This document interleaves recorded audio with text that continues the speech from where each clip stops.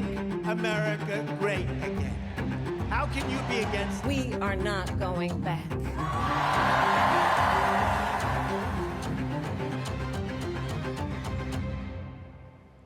Welcome to Sidebar from the Washington Post. I'm Libby Casey, and I'm joined by senior political correspondent Rhonda Colvin and columnist and editorial writer James Hohmann. President-elect Donald Trump is assembling his dream team, but it's already turning into a nightmare for some traditional Republicans who will face a tough choice of bucking Trump or okaying some nominees that they find alarming. We'll talk about who Trump is naming, why it matters, and what we can learn from the mixed reaction coming from his own party. Rhonda will fill us in on the latest from Capitol Hill, where Republican senators chose their new leader on Wednesday. They had like an hour to celebrate before they were being chased through the halls of the Capitol, dodging reporters' questions about Matt Gaetz. We'll also look at those criminal cases that Donald Trump is facing. What will happen to them? No surprise, most of them will go away, but other defendants may not be so lucky, so we'll talk about that. Let's dive in to the nominations that Donald Trump is making and what's getting sort of the most buzz and alarm bells and froth and freak out. James? Well, it sort of started pretty normal with Susie Wiles, his campaign manager, being chief of staff in the White House, and Marco Rubio being Secretary of State. And that turned out to be sort of a head fake because then in a 24-hour period, we got three big announcements that all caused a lot of consternation. The most notable among them, Matt Gaetz for Attorney General, Tulsi Gabbard for Director of National Intelligence, and Pete Hegseth, the Fox News host, for Secretary of Defense. So let's talk about Matt Gaetz, Rhonda, a name that many of us are familiar with. He loves and relishes his role in the House of being a fighter, fighting his own party. Where to start? Where to start?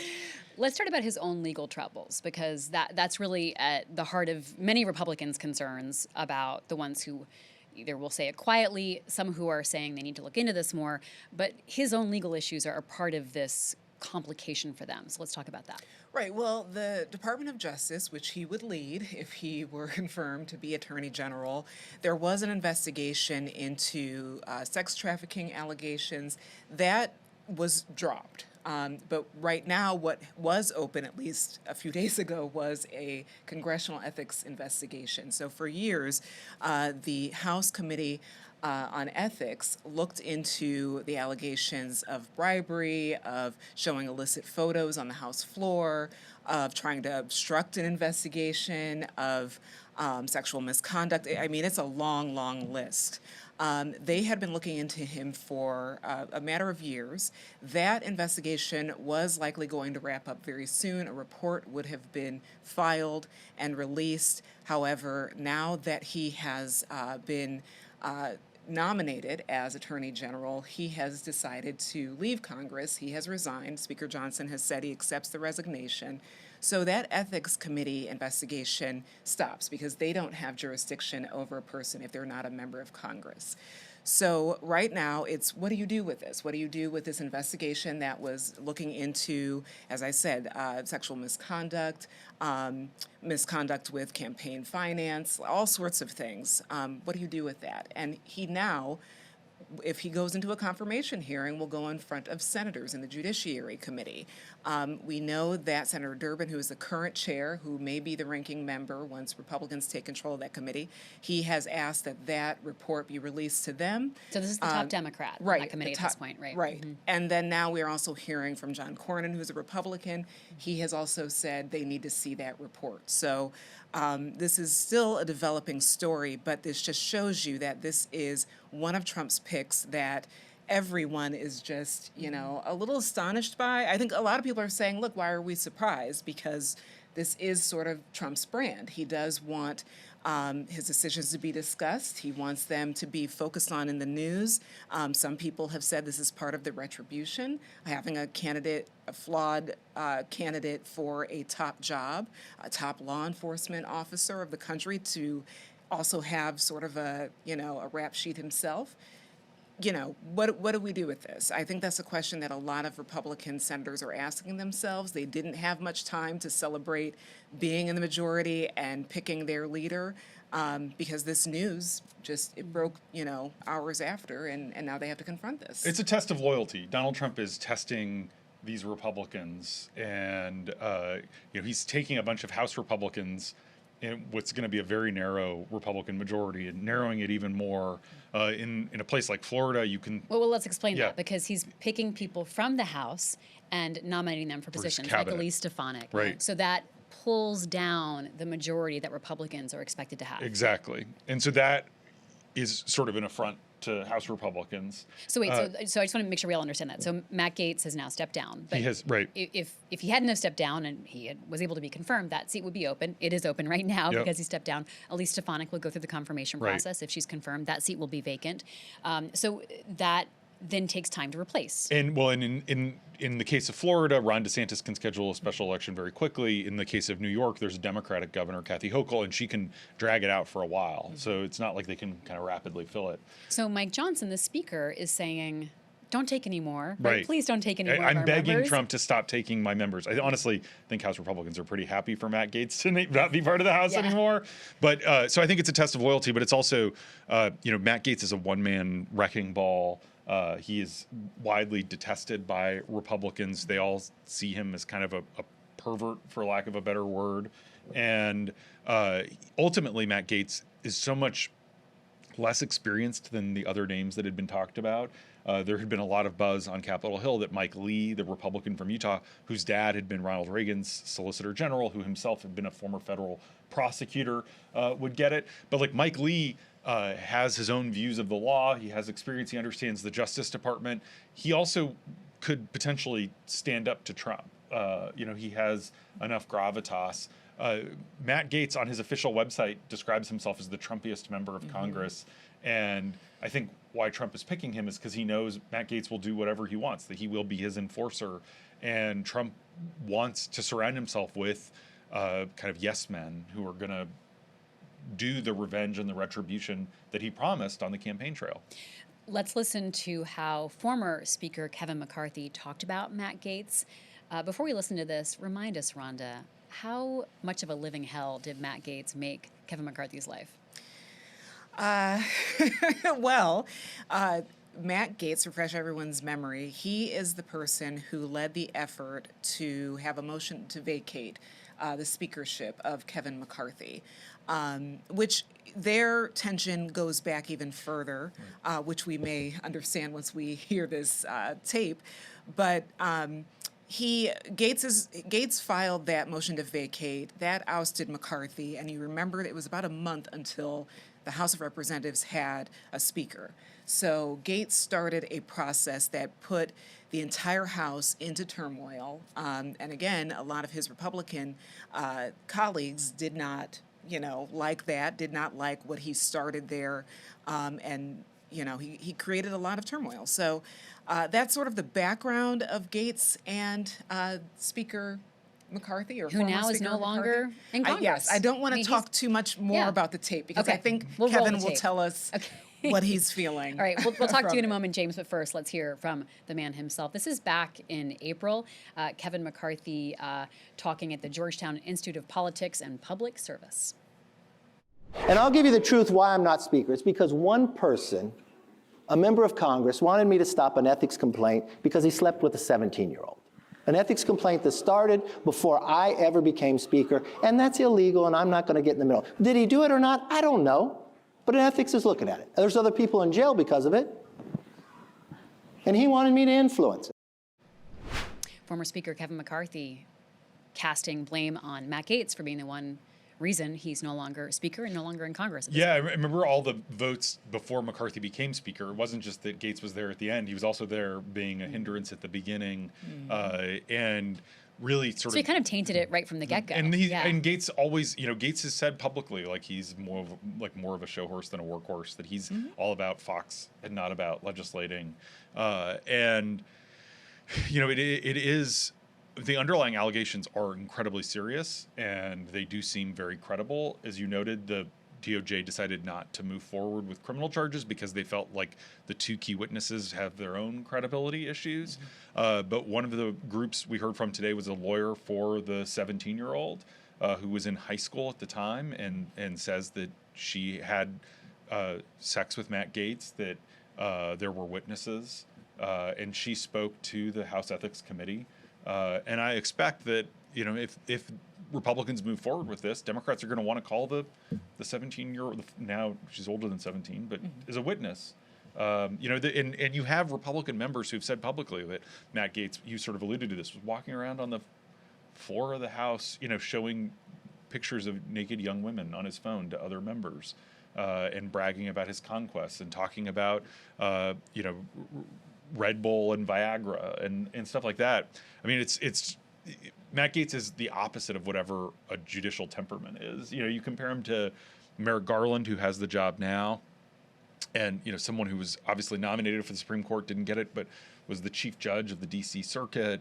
I think this is his fourth tour at the Justice Department. Even Trump's first attorney general, Jeff Sessions, had been a senator for decades, had been a U.S. attorney. Bill Barr had been attorney general before. I mean, Matt Gaetz is like so comically unqualified. So for let's this talk job. about why. So why Yeah. would Trump? Now you both gave really insightful thoughts about retribution. Matt Gaetz will carry out retribution. He also is a smack in the face to people who think things should be done a certain way.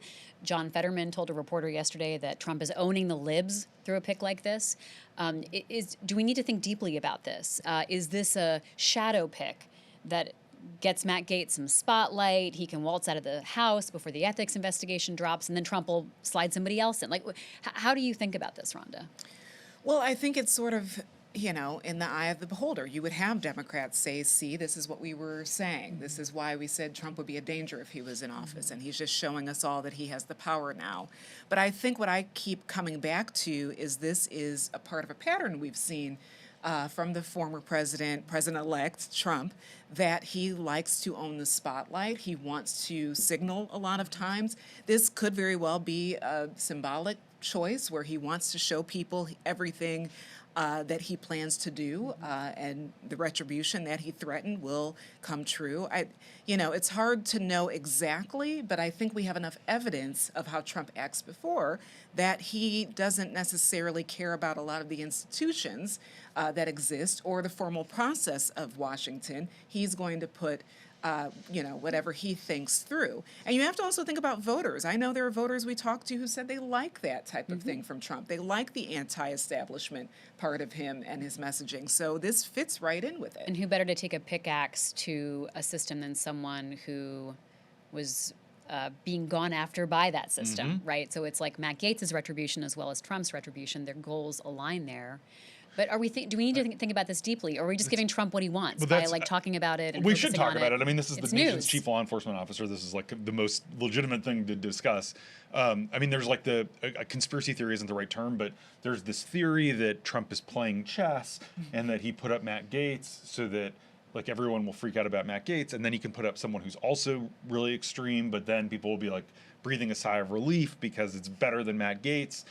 I think that gives Trump too much credit, and I do think he was flying on Trump Force One, as they call it, from West Palm Beach to meet with Joe Biden on Wednesday, and Boris Epstein, one of Trump's lawyers, got in the former president's ear. Matt Gaetz was on the plane. I think they convinced Trump to do this. Susie Wiles, who's going to be chief of staff, was in the next cabin, seemingly oblivious to this. Banging on the door. Let me in, stop. in. And he's writing the Truth Social post. You can imagine it. So anyway, like I do think we fell into this trap in the first term of thinking Trump was playing 3D chess when he was, playing checkers. And so, I mean, I think you do have to think about the implications and what he might be doing. And there are people that have their own agendas. But I think this is just like Trump likes Matt Gaetz. This is the kind of person he wants to be. And like we said, the retribution goes align. And like they want the same thing. And you also have to look at it from the Senate lens of Trump saying, you guys show me how loyal you are. You show me that you can confirm him. That could also be a test. This could also be a test in that way, too. I want to talk more about that in a moment because I want to hear more of your insights about the Senate and being on Capitol Hill yesterday. So put a pin in that, or whatever they say in Bracket it. office meetings. Sure, because I want to hear more about that. But I want to just drill briefly. There's a lot of he's put up quite a few people's names for high level jobs already. I mean, obviously they had a plan going in, and he's taken auditions and making choices.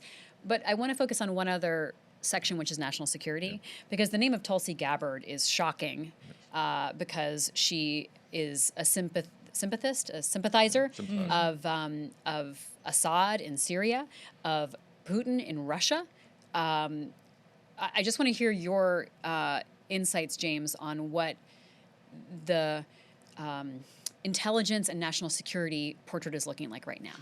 I think Tulsi Gabbard is an extraordinarily troubling choice. I went to an event that she held for Trump in Michigan, and it really was like InfoWars style conspiracy theories, and she's an isolationist, but it's sort of she has this very 1930s Charles Lindbergh style view of like these puppets and the deep state and this conspiracy theory that these defense contractors are behind all these conflicts in the world, and she really she comes across as very kooky about America's role in the world, and really is a repudiation of the post-World War II U.S.-led global order.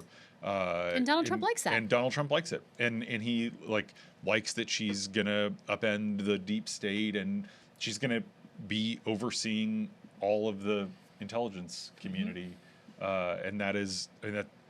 It's really just, that's the... With billions of dollars appropriated to the intelligence and community. the access to the biggest secrets that our country has. So you're a columnist and editorial writer, Right. so you can have a different lens Right. than like Rhonda and I do as like reportery reporters, which you have spent many years doing as well. I still report. Yes, you totally still do, and wonderfully well. But when you say that like the pig is alarming, I mean there's that isolationist view, but then, and that's part of what Trump sold and America bought. But Tulsi Gabbard in particular has like leanings towards foreign adversaries. So that's even more than isolationism. It's like aligning with Vladimir Putin. Totally.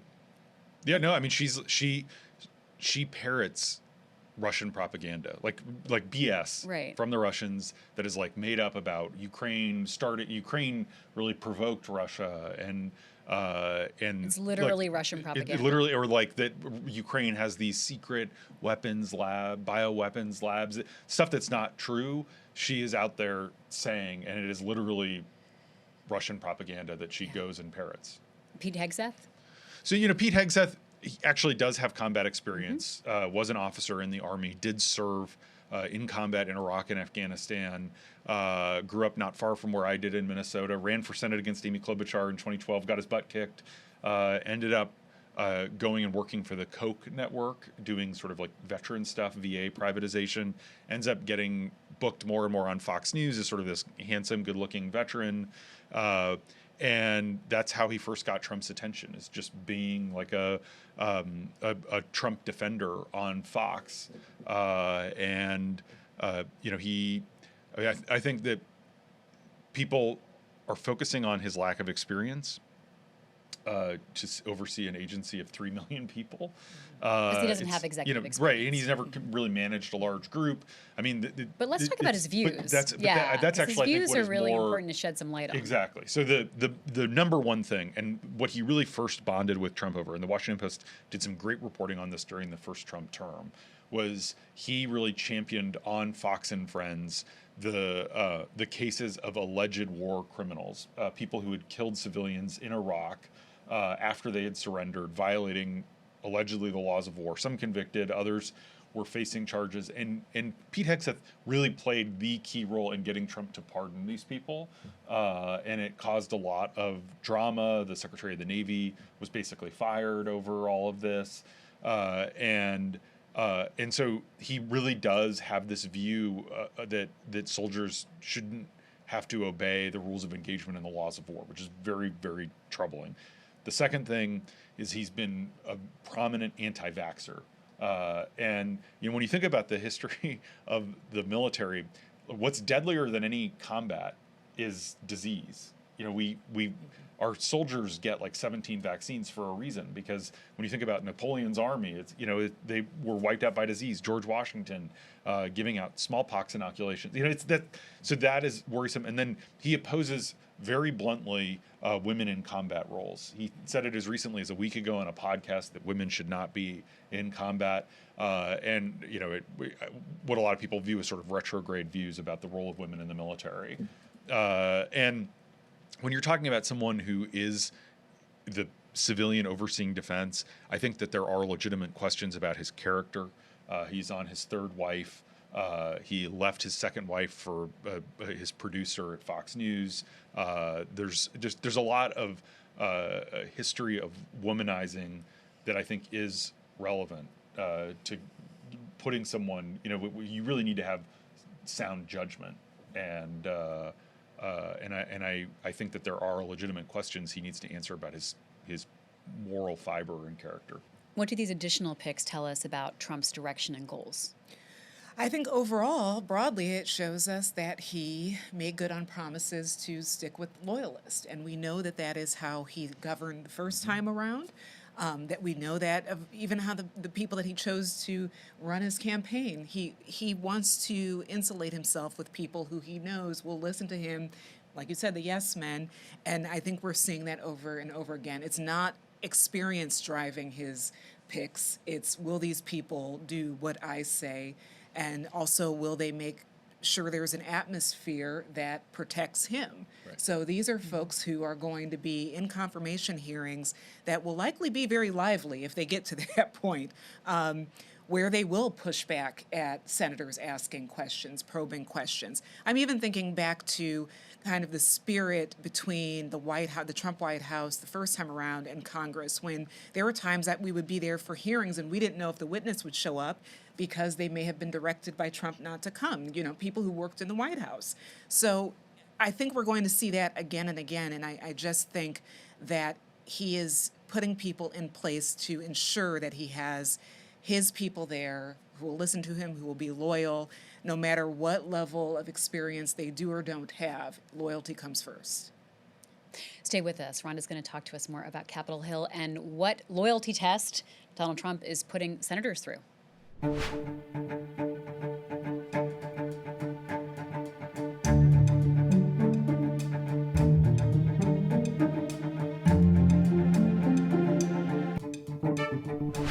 You're listening to Sidebar from the Washington Post. Rhonda, these picks that Donald Trump is making, nominations he's putting forth for really important, significant positions in his government, what are they leaving senators with?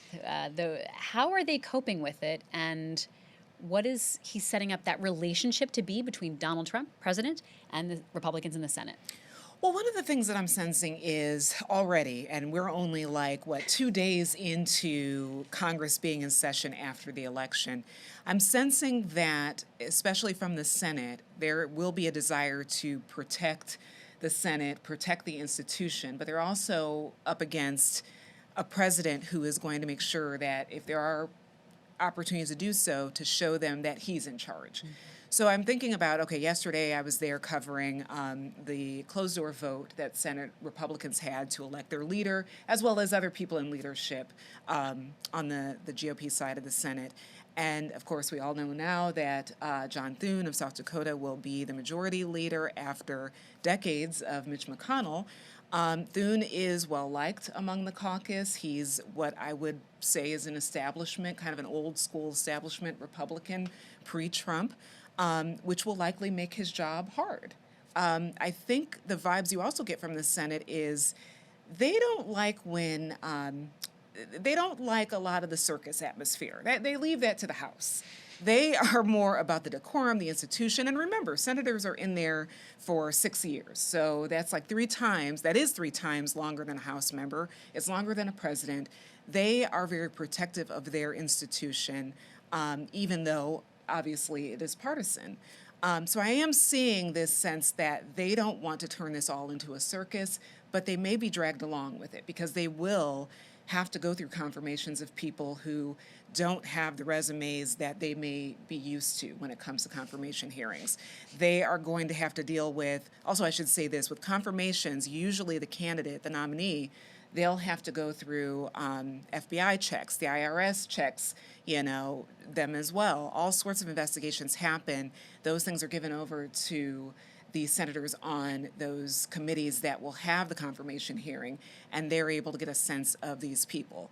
If there's anything, new or things we don't know yet about these candidates that come to light, that also is going to make for some really tense confirmation hearings. So I think they're all holding their breath right now, trying to figure out how to navigate this.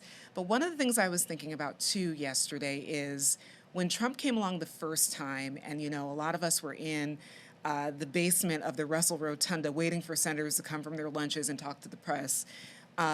When Trump did something that kind of made everyone, clutch their collar, a lot of Republican senators were like, well, that's not what I would have chosen to say or do, but, he is the leader of the party. And a lot of their response to him was driven by their re-elections, wanting to keep the party together. Now I think they're going to be put in a position where they're going to have to protect their institution.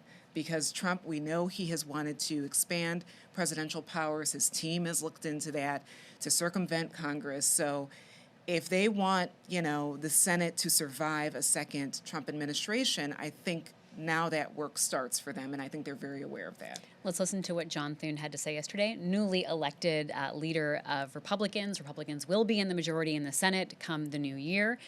So he's very well positioned in this powerful role. Let's listen to the sort of the press conference they do, the Ohio Clock. That's what we call it, event. Let's listen. Will the legislative filibuster remain unchanged under your tenure? Yes. Short and sweet. Boom. Will the Short and legislative sweet. filibuster remain unchanged under your tenure? Yes. And so that's hugely significant because I do think that is a reflection of the Senate trying to preserve its prerogatives. And there was a lot of fear that Republicans would change their tune. Donald Trump pressed really hard during his first term for Mitch McConnell to get rid of the Senate filibuster. And Democrats tried really hard. Joe Biden and Kamala Harris pushed him to do it. They changed their views, and Democrats were really, honestly, saved from themselves by Joe Manchin and Kyrsten Sinema, because if Manchin and Sinema hadn't caved to the pressure from the Biden White House and Chuck Schumer and the various liberal interest groups, right now Republicans would be able to pass anything with 50 votes, including a national abortion ban. And so the fact that the filibuster is going to remain, I think, is actually a very hopeful sign for the Senate defending its prerogatives, as you're talking about. But I think it is this is a hinge moment in what likes to fashion itself as the world's greatest deliberative body. Mitch McConnell has just finished 18 years as the Republican leader. He's the longest-serving Senate leader in the history of that body. And John Thune winning the leadership race is a huge deal. A couple thoughts. One, Trump allies were pushing Rick Scott, the Republican senator from Florida. It was a secret ballot, and Rick Scott only got about a dozen votes out of 53. J.D. Vance got to vote too, so 54. And I think that says a lot. And I think some of the coverage is sort of overstating the degree to which John Thune is going to stand up to Trump. Thune endorsed Tim Scott in the Republican primaries, but he's tried really hard the last few months to get on good terms with Trump. He, to his credit, certified the 2020 election.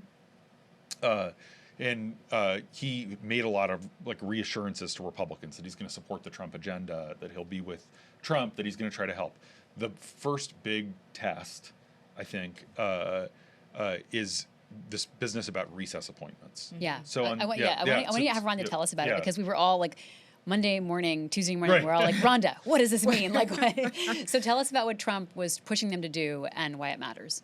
Well, he asked that all of the candidates who are running for the top spot in the Senate leadership to promise that they would allow recess appointments. So recess appointments are something that are in the Constitution. They were originally designed that if the Senate was in recess at a time there was a vacancy, that the president would have the power to fill in that vacancy until the Senate comes back. So like the horse and buggy doesn't get you Right. here fast enough. So Exactly, yeah. which honestly, that was the case. It was because basically the- a part-time legislature Right. until at World War II. you Yeah, know. exactly. They were not in session like they are now, so there really was a need to have a way for a president to make an appointment and fill in a role that had been left vacant.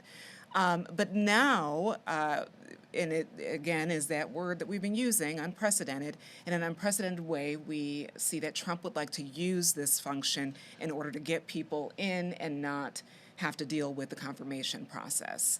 All three, so Rick Scott, Thune, and John Cornyn, they all said, yeah, sure, we'll do this recess appointment thing.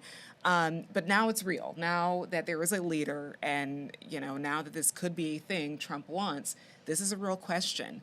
I think at the end of the day, if this does go forward with recess appointments, is there a world where this gets moved up to the Supreme Court? Because it is very vague. I went back to a couple times this week, went to the Constitution where it is written, and it is fairly vague. It does not tell you how long a recess appointment would last. It doesn't say if a recess appointment happens before the Senate would go into recess, if that is a viable opportunity for a president to put in an appointment. It's not, there's not enough there. So you could see this as yet another thing that Trump tests, and then it gets kicked to the courts. So we'll see. I don't know. So the Supreme Court did take it up in 2014. Yep. And because what happened was George W. Bush tried to put John Bolton, who's now a resistance hero, who's on MSNBC. I calling, think that might "I'm be maybe going too a little bit far, but you know, he but was it's, really appalled at the at Trump, and he's no. But I also want to say he's yeah. been really appalled at the Matt Gaetz, the idea Totally. of Matt Gaetz taking this job that people have on paper have been so much more qualified for. And the irony that when the history Yes. I'm about to say is like the irony that John Bolton's on MSNBC is this like talking head all the time because in Bush's second term, after Democrats took over the Senate in 2006, George W. Bush wanted John Bolton to be the UN ambassador. Senate Democrats blocked him, and so then when they went on recess, Bush just like used a recess appointment. And so that was what prompted Democrats to start doing what they call pro forma sessions, where they just like gavel in every 3 days. And the whole point was to prevent just this from happening. And then Barack Obama, when Democrats still controlled the Senate, was angry that they wouldn't confirm some of his nominees for the National Labor Relations Board. And so Obama just tried to give recess appointments, and it did go to the Supreme Court, and the Supreme Court struck down Obama's appointments and said, no, the Senate really needs to be in recess. And Stephen Breyer, writing for the majority, said they have to be in recess for at least 10 days.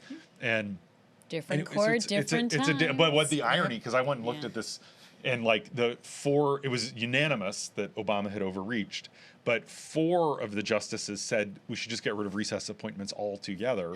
And writing for the 4 was Antonin Scalia, and it was the 4 conservatives, and the other 3 are still on the court: John Roberts, Clarence Thomas, and Sam Alito. And they did the whole thing that we were talking about, the horse and buggy. This is an anachronism. There shouldn't be recess appointments at all.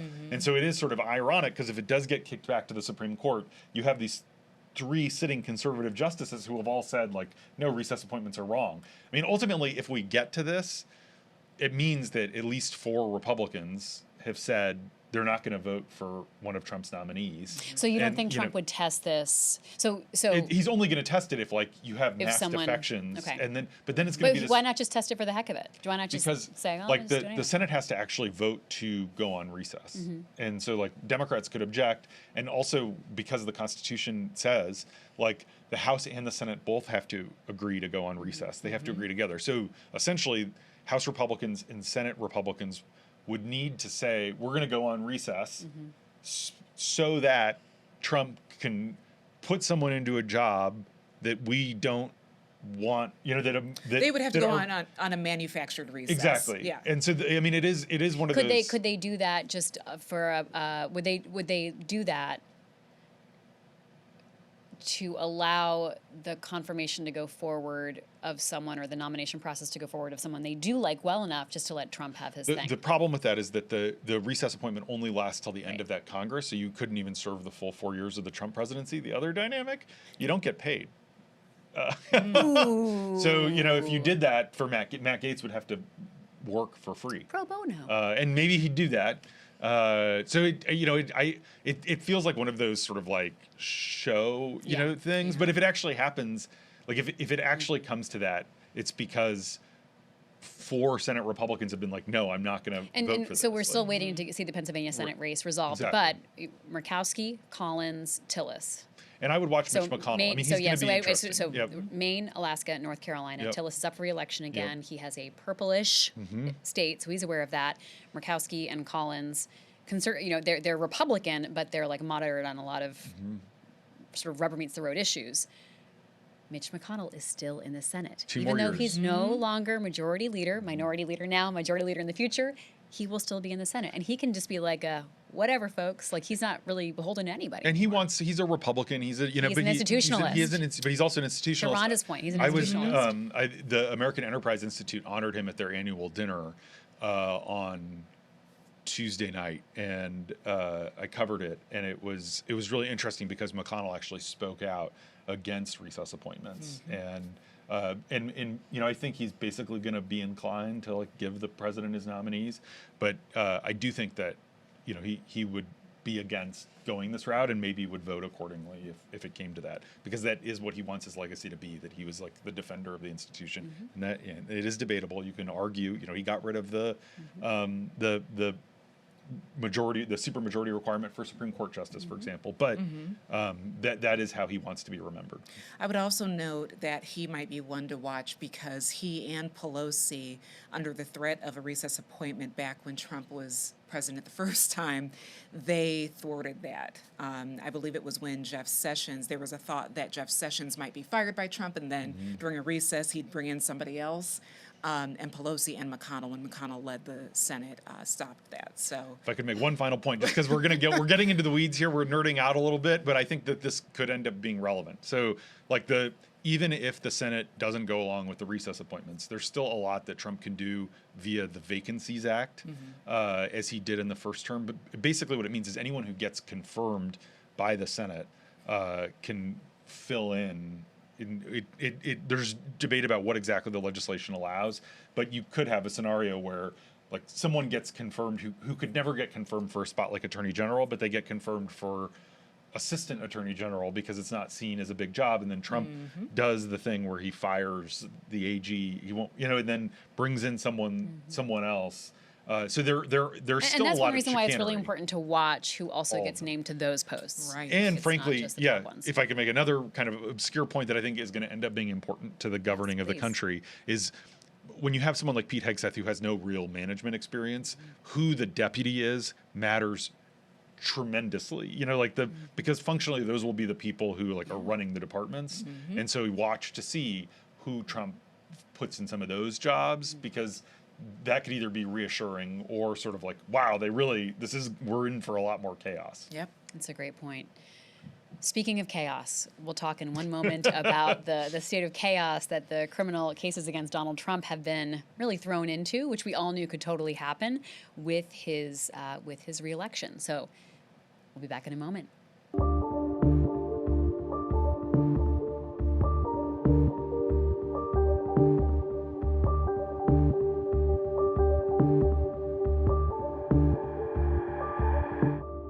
This is Sidebar from the Washington Post. A reminder that you can listen to us on your favorite podcast app or watch us on YouTube. Just look for the Washington Post. Donald Trump is the first ever felon elected to the presidency. We have not seen his sentencing yet in New York. What happens with that sentencing? Well, sentencing was to happen on November 26th, so just in a matter of days, really. But right now, all decisions in this case have been suspended. We thought we would learn where this case stood when applying the Supreme Court's decision on presidential immunity. We did not find that out this week. So really, this is a case that just seems to be evaporating, or... I mean, it's so unprecedented to think He's about. still try to convicted. He's convicted. But He's- yeah, sentencing right. a felon who has been elected president of the United States? Uncharted waters, and that is Uncharted waters. That's a good way to put it. I don't use the word unprecedented lightly, but it is unprecedented, and it does. This is, as we've talked about so many times, Trump can't pardon himself in this state case, but it is inconceivable that Judge Merchan is going to like send Donald Trump to Rikers Island prison right before he's supposed to take office. And so, it does sort of feel like quicksand, like all these legal jeopardies are sort of dissolving. And it's all, once again, Donald Trump is the luckiest man in American politics. Jack Smith is planning to step down. Jack Smith is trying to wrap up his work. He has told people that he and his staff and people working on the special counsel's effort are going to try to wrap everything up. And so that means ending the appeal on the classified document case where Judge Eileen Cannon in Florida had basically said the special counsel statute meant that Smith couldn't move forward. So that is going to sort of leave a bad precedent for future special counsels, but I think that they've come to terms with that. And then the Jack Smith has basically said in the DC election interference case, like, just suspend all the deadlines, let's stop, and we're going to figure this out. The big question now is, will there be a report? And will we see that report? Typically, a special counsel is supposed to write a report. You think of the Mueller 450 pages, Robert Hur, 200 pages about Joe Biden. It's a little complicated because there are these pending prosecutions related to, Walt Nada, for example. And so because there are pending cases, Jack Smith can't really lay out all his evidence the same way that you could if it was wrapped up. And also, a lot of what Jack Smith has already been laid out in court. He did, in Judge Chutkan's courtroom, put out, here's our case in the context of the immunity ruling. So we'll wait to see if there's a report. It's anticipated that he will step down. He will not wait for January 20th for Trump to come into office and risk being fired. Yeah, I think that there is some concern that sticking around could open him up to legal sanctions, and it would be messy to get Matt fired. Gaetz, the new attorney general, would unleash retribution. Exactly, and still legally. Could. Yeah, in all kinds of ways that could, and you think about what Trump did it's literally lawfare. To Andrew McCabe, of firing him the day before his pension vested. This is one of those things we saw so often in the first Trump term where Republicans do what they accuse Democrats of doing, and they don't have evidence that Democrats are doing it, and then they go and do it themselves. So let's talk about Georgia, which is not touched by Jack Smith because it's state, not federal, but he's the president-elect. So what do we know about how that's going? And there are, as you pointed out to me, there are co-defendants in that case, a whole slew of them, who have not been elected president of the United States. Very true. So their circumstances are a little different, apparently. Unlike Trump, they're not the luckiest man in the world, right? Right. Well, it still might be. We can. Right.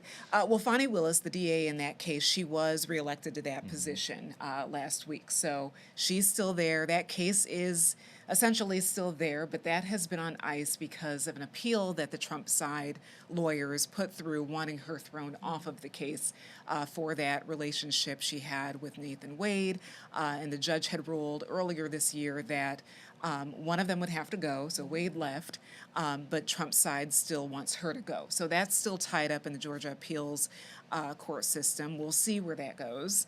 But interestingly enough, this week, the chief of staff of Trump's first term, Mark Meadows, he is one of those co-defendants. He wanted his portion of the case moved to federal court, took that to the Supreme Court, and they announced this week that they have decided that case should stay, for Mark Meadows should stay in Georgia. So he lost that, and that, will not, the federal court will not be a safety net for him in this. So and it's a safety net because Trump could then pardon him? Right, exactly. So it didn't work out for Mark Meadows, which really, when I read that, I was also stunned because we were only just a few days away prior where Trump had picked his new chief of staff. And I'm thinking, we have a new chief of staff. The old one now has to continue to face charges based on the last election. It's mind-blowing. But it's happening. And also in Arizona, he's also named as a defendant in that case, co-defendant in that case on the fake elector scheme in Arizona. Rudy Giuliani is also named in that indictment. That case apparently will still go forward. The Attorney General of Arizona said that the election didn't change anything for her. She's going to move forward with that case. So you have two Trump allies who were working to allegedly upend the last election, they are still on the hook for those charges right now. And, Trump is not. So Yeah, so the hearing on this case about whether Willis should be disqualified is December 5th, and the appellate court isn't expected to decide until March. Wow. That drags Yeah. this out a while. And so when I say the other defendants might be lucky, Fonnie Willis has expressed a desire to potentially move forward with trying the co-defendants. But if the appellate court rules, which is all judges appointed by Republican governors, if they rule that Fonnie Willis should be disqualified, then there's like a Republican-led state prosecuting council that would have to appoint a new prosecutor to move forward. And it seems like in that case, it would sort of fall apart. And all of these guys, except the ones who, 4 of the 19 pleaded guilty. But these other guys could end up getting off. If they send it back to Judge McAfee, then Trump could do what Meadows did and would have a stronger case to move it to the federal court. Fonnie Willis would have to file like a superseding indictment to deal with the immunity ruling from the Supreme Court. Trump's lawyer has said that if it comes to that, they'll file something saying that like Trump has to follow his constitutional oath, and that's at odds with being on trial in Georgia. So there's all these different ways that it feels like Trump's not going to. The end is near. Trump's not going to be on trial in Georgia. It's just not going to happen. Yeah. I am interested, though, to see what happens with the co-defendants Yeah. in Arizona and in Georgia. Well, that wraps us up for Sidebar today. I'm exhausted. How about you guys? I'm invigorated. I love that you're invigorated. Well, there are no two people I'd rather spend this time with, as well as our control room. So we're going to get some rest, we're going to hydrate, and we're going to be back at it next week. So tune into Sidebar. You can find us, again, on your favorite podcast app. You can also find us on YouTube. Look for the Washington Post. You can watch along with us, see those clips in all their glory. Look for Rhonda in the background chasing people on Capitol Hill. We'll see more and more of that. Get your super comfortable sneakers on because the Hill is back. And we're just going to keep plugging away at it. Yeah. Thanks, guys. James, Rhonda, I'm Libby Casey. We'll see you next week.